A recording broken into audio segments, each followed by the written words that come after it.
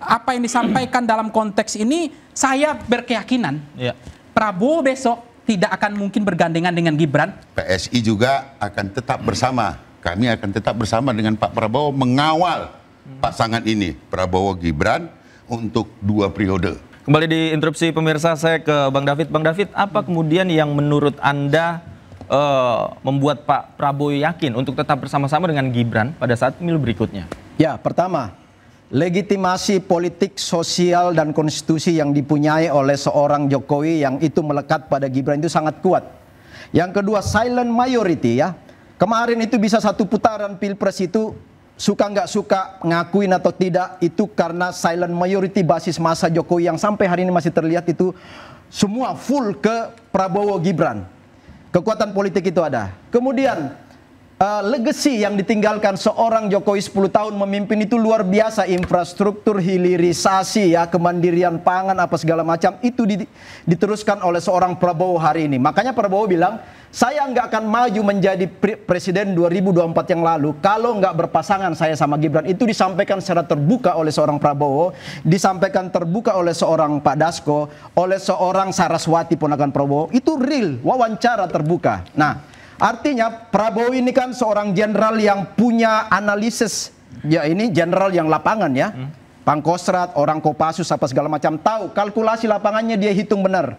Kemudian dia pemimpin partai besar, pergulatan politik elit tingkat atas dia tahu betul, sehingga kenapa pilihan itu harus ada bersama Jokowi ya. Itu dasar kalkulasi politik seorang Prabowo. Dan Prabowo mengatakan bahwa Pak Jokowi itu adalah guru saya. Pak Jokowi juga sering memberikan petua kepada kami relawannya untuk tolong topang program Prabowo Gibran karena ini adalah pintu masuk untuk mencapai Indonesia Emas 2045. Makanya itu pesan dari Pak Jokowi untuk menopang artinya pemerintahan Pak Prabowo mengambil Gibran karena melihat Pak Jokowinya, bukan sosoknya Gibran dong kalau karena itu. Sosok Gibran pekerja dalam silent ya. Makanya tadi ada pertanyaan.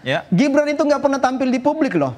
Dia bekerja dalam senyap. Dia bekerja pada grassroots. Nggak pernah mau dilihat. Nggak boleh. Nah, yang tampil di publik itu kan Pak Presiden dan menteri-menteri. Wakil presiden ini sebagai pelapis seorang presiden, dia bekerja dalam senyap.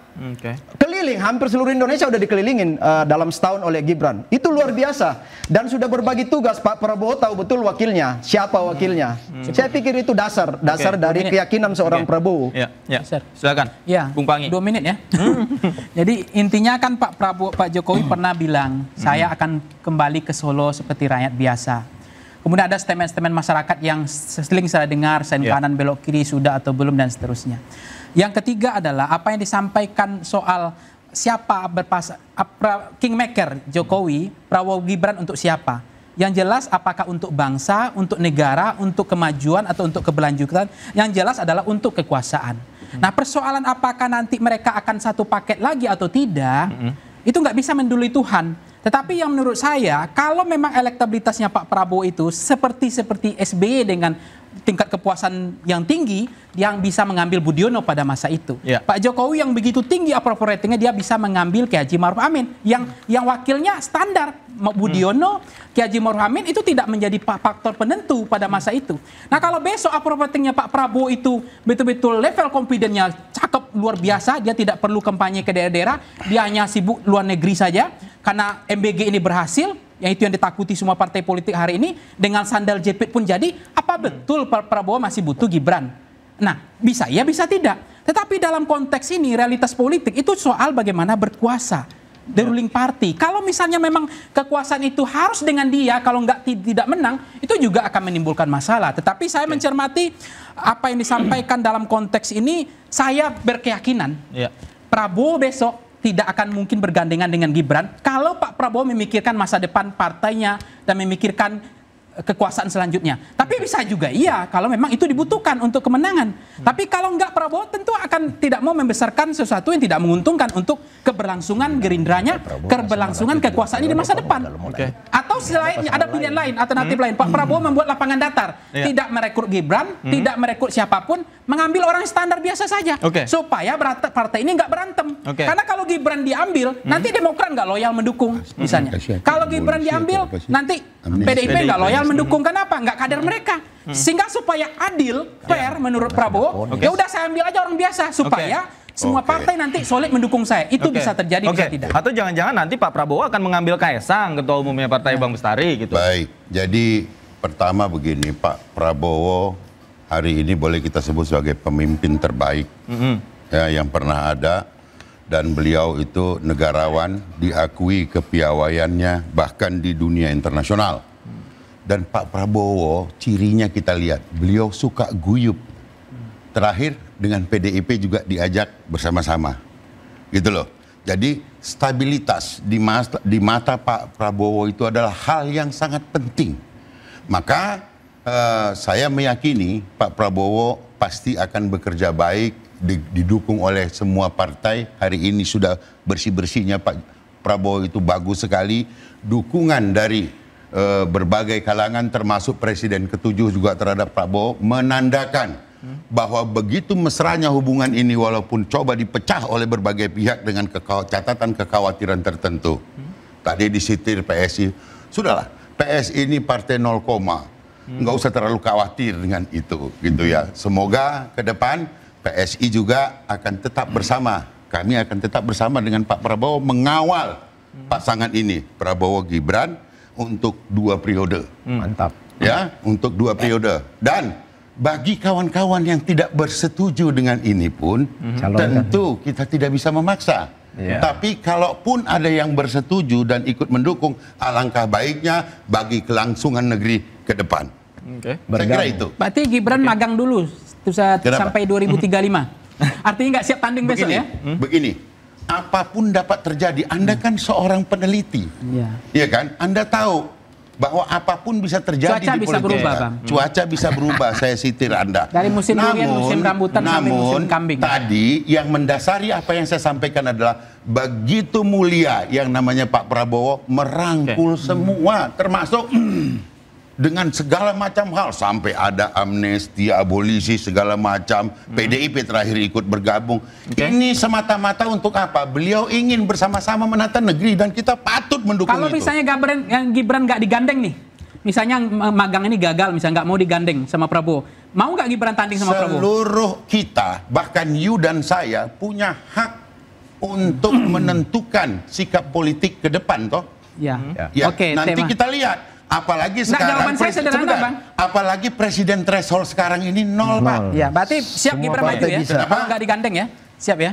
Tidak kita bicarakan pada hari ini hal itu karena kita meyakini Prabowo Gibran 2 periode bersama-sama. Waduh, magang 10 tahun. Itu sikap PSI. Ada yang harus saya luruskan sampaikan closing ini. Yang pertama soal pernyataan teman-teman tadi soal pimpinan DPR Mbak Puan.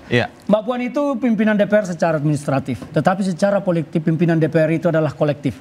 Mbak Puan sebagai pimpinan DPR tidak bisa bertindak sendirian, tetapi harus bersama-sama pimpinan yang lain. Jadi kalau tadi ada tudingan Mbak Puan, sekarang PD Perjuangan. Nah, udah tadi Anda bicara saya tidak potong. Saya mau jelaskan. Saya nggak bilang Mbak Puan. Saya mau sampaikan. Saya mau sampaikan bahwa saat ini di DPR PD Perjuangan satu-satunya yang meminta segera sahkan RUU perampasan aset. Kim masih tawar-menawar politik. Yang pertama. Yang kedua, soal celah politik dan celah hukum pemakzulan Gibran yang tadi kita bicarakan. Saya mau sampaikan bahwa sampai saat ini masih terjadi perdebatan keabsahan pendaftaran Gibran sebagai calon wakil presiden. Jadi itu adalah celah hukum dan celah politik yang bisa didalami. Dan sekarang soal ijazah Gibran masih berperkara di Pengadilan Negeri Jakarta Pusat. Itu yang kedua. Yang ketiga, soal tema kita malam ini. Periode Prabowo Gibran 2 periode ini untuk apa? Untuk negara atau untuk keluarga? Saya berpikir bahwa ini adalah bentuk satu kerakusan politik yang memang sudah tidak bisa ditahan syahwat politiknya melihat kekuasaan, karena Jokowi itu sangat menikmati berkuasa 10 tahun. Kita melihat dari gaya hidup mereka, dari yang tadinya sederhana sekarang tampilannya selalu wah mewah. Jadi mungkin masih terus tergiur dengan kekuasaan itu, maka berharap Gibran akan terus menjadi wapresnya Prabowo, kemudian lanjut nanti di 2034. Jadi bagi kami ini adalah sebuah kerakusan politik yang sudahlah ditutup saja, orang-orang rakus. PD Perjuangan ingin bekerja membantu Presiden menyelamatkan rakyat kita. Itu intinya dari kita. Sedikit Bang, silakan. Artinya dalam kondisi kita bicara tema hari ini, Kingmaker Jokowi, Prabowo Gibran untuk siapa? Ini ekonomi rakyat kan lagi nyungsep begini, lagi susah lapangan pekerjaan. Tantangan ekonomi juga susah. Masyarakat hari ini lapangan pekerjaan juga susah. Yang 7 juta ini dijanjikan juga enggak. Ini betul-betul saya minta 19 juta. maaf. Ya 19 juta. Menurut saya ini sangat sensitif sebenarnya kita hari ini. Cuma karena Ainus mengundang ya saya penuhi ini. Tapi untuk bicara Prabowo Gibran 2 periode itu sangat menyinggung perasaan rakyat hari ini sebenarnya. Itu Karena nggak pantas. subjektivitas dari Pangi saja. Ya enggak lah, memang rakyat merasakan itu. Pernyataan itu kan pernyataan seorang Jokowi itu justru untuk kebaikan bangsa ini supaya duet ini itu jangan bukan diganggu. untuk kebaikan bangsa, enggak. Untuk fokus Jangan pada untuk program kebaikan bangsa, itu kerakyatan. subjektivitas relawan Dan saja. itu adalah yang target memang menikmati untuk menuju kekuasaan Indonesia Jokowi. Mas. Itu maksud baik seorang Jokowi Itu sebagai bukan negarawan. maksud baik. Itu cita-cita kita bersama, Indonesia Mas 2045. Terima kasih Bapak-Bapak. Pemirsa, wacana 2 periode membuka pintu tafsir dan tanda tanya. Stabilitas bangsa ataukah dinasti politik? 2029 tahun politik dan pesta demokrasi. Satu yang pasti, suara rakyat yang akan memberikan legitimasi. Saya Davi Pratama, pamit undur diri. Terima kasih. Selamat malam. Selamat malam Bang Bustari. Selamat malam Bang David. Selamat malam Bung Ferdinand, Bung Pangi. Selamat malam. Terima kasih Bapak-Bapak. Selamat malam. Sampai jumpa.